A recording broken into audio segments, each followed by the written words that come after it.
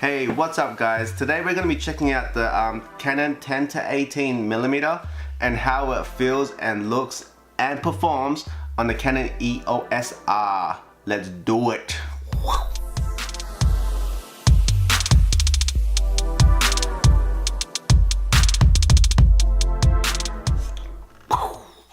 So, Canon has announced the Canon EOS R. I've got one right here in front of me to test on. And today we're going to be testing it with the EFS 10-18mm, one of my favorite lenses to put on a crop sensor body. But since Canon has announced the adapter which accepts EFS lenses as well as EF lenses, I thought this lens with this camera, it might be the perfect vlogging combo. So to start off with, you do not want to use this lens on this body for photos. And the main reason for that is when you stick any EFS lens on this camera, it automatically becomes a crop censored camera. So it doesn't use the whole sensor, it only uses a section that's in the middle. And for that reason, when you take any photo with an EFS lens on this camera, it turns out to be about 11 to 12 megapixels. And I think in today's age, that just doesn't cut it.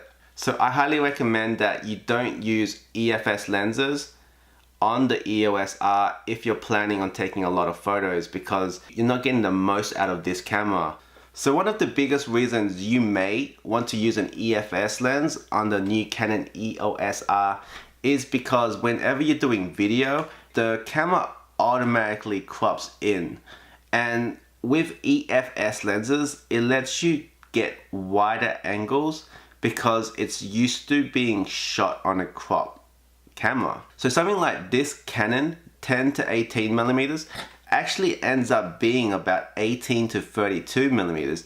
And at the super wide end, it's actually incredibly useful. So if I'm holding it out like that, I can still see myself and I can vlog really easy. And with the STM motor, I feel like you're gonna get really good focus and it's gonna be silent and smooth at the same time.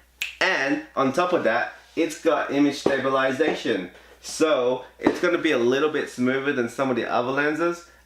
And if you need a little bit tighter, it goes up to 18mm, and that equals about 32 in 35mm equivalent. So what's up guys? At the moment I am at 10 millimeters. As you can see, it's super wide actually. I think this is wide enough so when I'm walking about I can just stick it out and I can get the background. So if I put myself in the corner, like bam, I can get buildings in the background. And even if I want a little bit more detail, I can go to 18 and I can still get a little bit of the background. So if I'm doing some, selfies or whatever, boom, this camera works well. So this lens and this camera, if you are thinking about getting this camera and you've got this lens, it's a perfect vlogging setup in my opinion. It's really small, it's really simple. Let me go grab a mic and test that out. This little microphone, I think it fits well with this body, this setup. It is so light. I can pump this up all day long. I can extend it to the full width of my arm and just get pretty good focus. I can spin it around. It's got IS, it's got STM. I don't know what else you need in a vlogging setup, but I think this here is probably the ultimate vlogging setup right now. And it does 4K too.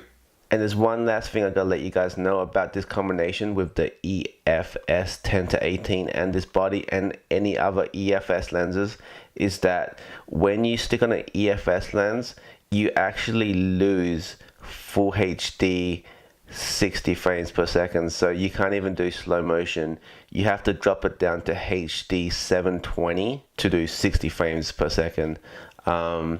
I think that's a big loss with the EFS lenses. For some people that might be a killer, for others it might not be.